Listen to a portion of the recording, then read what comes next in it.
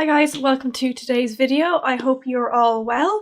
So as you can see from the title, today we will be trying out the new Nabla Close-Up Futuristic Foundation. So this launched, I think, last month, and they were kind of teasing it out for a while. And when Beauty Bay got it, I ordered it. I kind of showed a kind of snippet of it on my Instagram stories when I got it, but I was just looking at the size of it. I wasn't kind of swatching it or doing anything like that. So I picked the shade L20. So this was the one that was supposed to be, I think, for fair to light skin, neutral undertone. So hopefully it'll be okay. It looks very pale in the bottle. Hopefully it'll work. I don't know if it oxidizes. I don't really know what its claims are just yet. So that's it there. And that's the bottle there. It looks quite small. When I first saw it, I kind of thought that looks smaller than normal, but it's actually 30 ml and 1 fluid ounce of product. And that is the standard amount that you would get in any foundation. It's just, I think, the packaging is smaller. They haven't got kind of big, bulky packaging, which could make a product look like it has more than it actually does. So, the claims of this are weightless, soft focus, perfect complexion.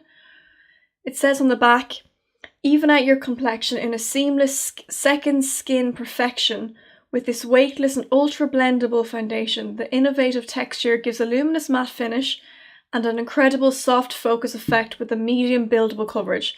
Okay, so it's saying it's skin-like, it's saying it gives a luminous matte finish. They mean kind of like satin matte. Soft focus effect and medium buildable coverage. At the time that I bought this, I had only seen like, I think 2 reviews on YouTube of it. So there isn't a massive amount of reviews out there. So I just thought I would do my own. So we're just going to go ahead and start. So I'm going to use my PS Prep and Perfect Daily Detox. This is a primer I got recently in Primark in the beauty section, or Pennies as we call it in Ireland. And I used it for the first time yesterday and I really liked it. So I'm just going to press that into my T-zone. It smells like watermelon. Really, really, really, really nice. Silicone heavy, which is typical of primers that claim they blur and fill pores. And then I'm going to put the Fenty Beauty Soft Matte Pro Filter Instant Retouch Primer all over the rest of my face. This primer tends to go on almost like a moisturiser, which is nice, but it does dry down to quite a, as it's saying, like a soft matte, definitely matte finish. So to apply the foundation, I actually have a Nabla sponge. I bought this last year. I liked it at first, but unfortunately, I don't know if you can see this, it has completely sort of come away in parts, like it's, and that's not dirty, that's me trying to clean it. It's just, it's a light colour, so it stains easily. But like there are all these bits here that are coming off, so I think, to be honest, I'm going to have to toss this. I wanted to use today because, in keeping with the Nabla foundation, I'm going to use it and see if it works. If not, we can switch to something else. I thought it was unfortunate. I mean, it was worth a try. I think it was €6, €7, €8 at the time, so much cheaper than a beauty blender. I'll just show you what it looks like on my hand. Okay. Kind of runny. See it there? It's quite pale. So I'm going to dip the sponge in and start applying. That is very pale. And this wasn't even the palest shade. This was a couple of shades up from the palest shade, I believe.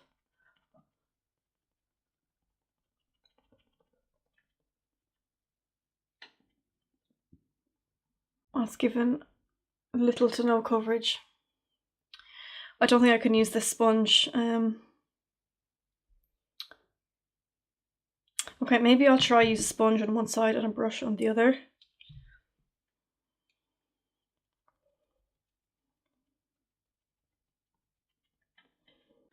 Okay, there's a little bit of a sheen off it. So the luminous claims might be right. This one is probably a little bit more yellow toned than I would typically be used to, but it doesn't look super yellow on the skin from what I can see. Okay. It's quite natural, I would say. It's not claimed to be full coverage, but I wonder when it says medium buildable coverage, does that mean it starts off light and then you can build it to medium, or does it mean it's medium as standard and then you can build it up further? No, I'd say this is medium. I don't think this is going to go further than that. I'm going to get a brush for the other side. So I'm going to use my Zoeva 102 Silk Finish brush. This is a kind of foundation buffing brush. It's quite a runny texture. Now typically you will get more coverage with a brush because it doesn't soak up as much of the product as a sponge will.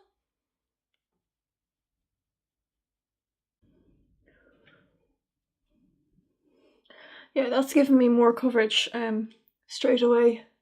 Now I look quite pale on the screen there, but it's not that bad in real life. It's not that pale at all.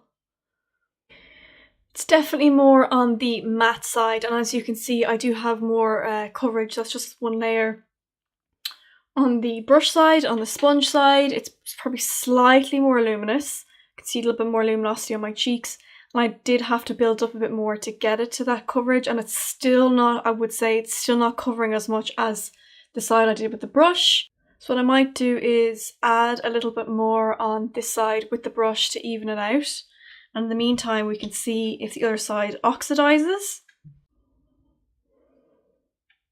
Now I think it has oxidized because I'm putting this on and I can see that what I'm putting on is lighter than the layer underneath.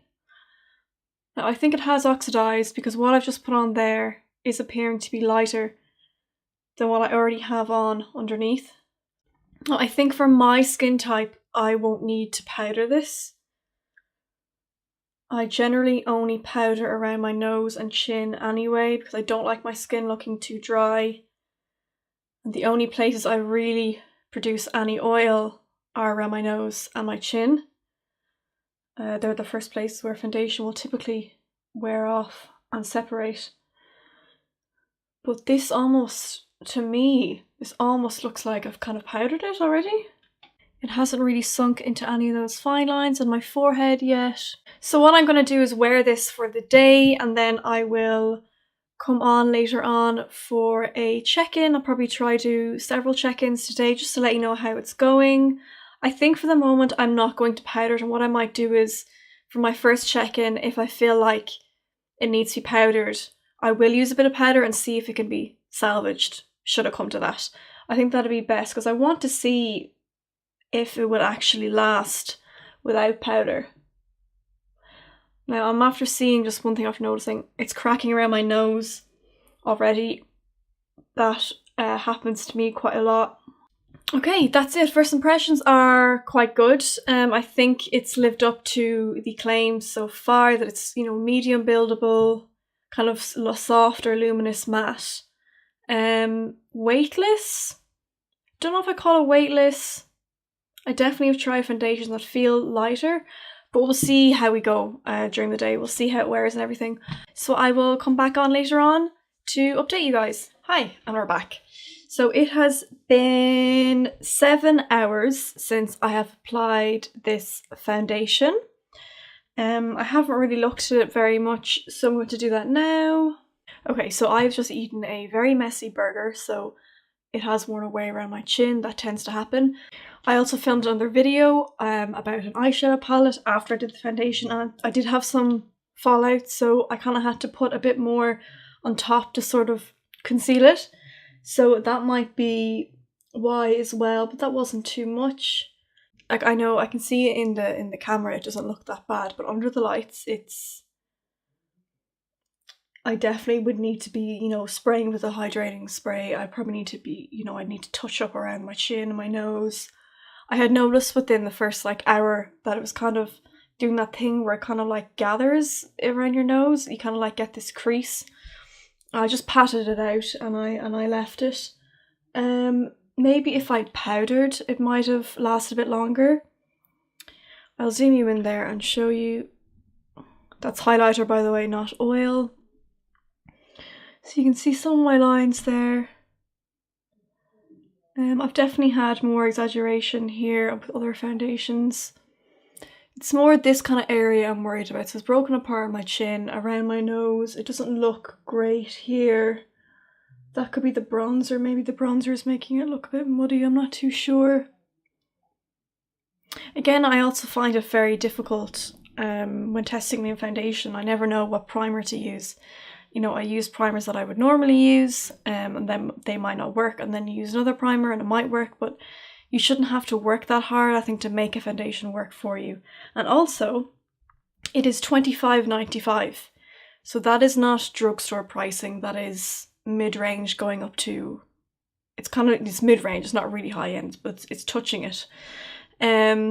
You know, I know if I put on, you know, the Catrice foundation, it'll look better, much better than this after 7-8 hours. If I put on the CYO Life Proof, it'll look a bit better.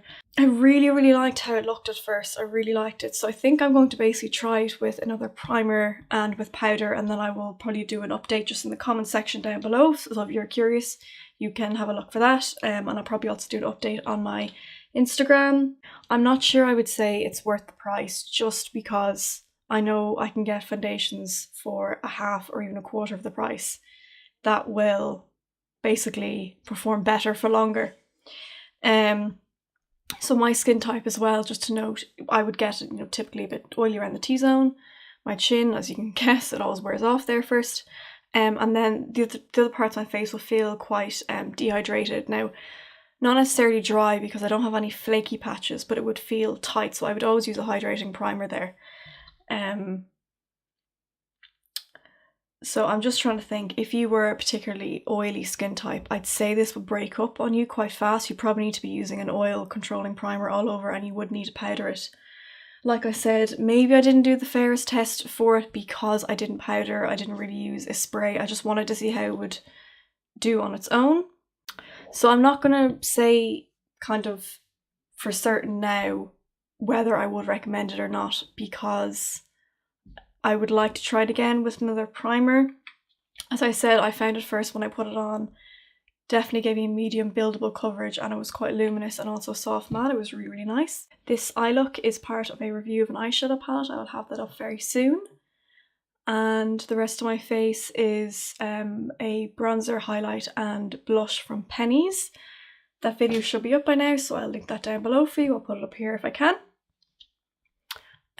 Brows are e.l.f. and then my lip gloss I was wearing earlier was the Zoeva Melody Collection one in Join the Dance. I think I said that earlier. That's obviously worn off by now. Yeah, that's it for this review. I hope you enjoyed. I hope you found it helpful. Let me know down below. If you'd like to see more from me, please do subscribe. It would help me out. And also, if you don't want to miss any more upcoming videos, you can ring the notification bell as well. If you enjoyed the video, please do give it a like and leave a comment if you wish. I'm always up for chatting, or you can follow me over on my Instagram and we can talk on there. I'd be delighted to have you. Okay, that's it for now. Thanks so much for watching, and I hope to see you next time. Bye guys.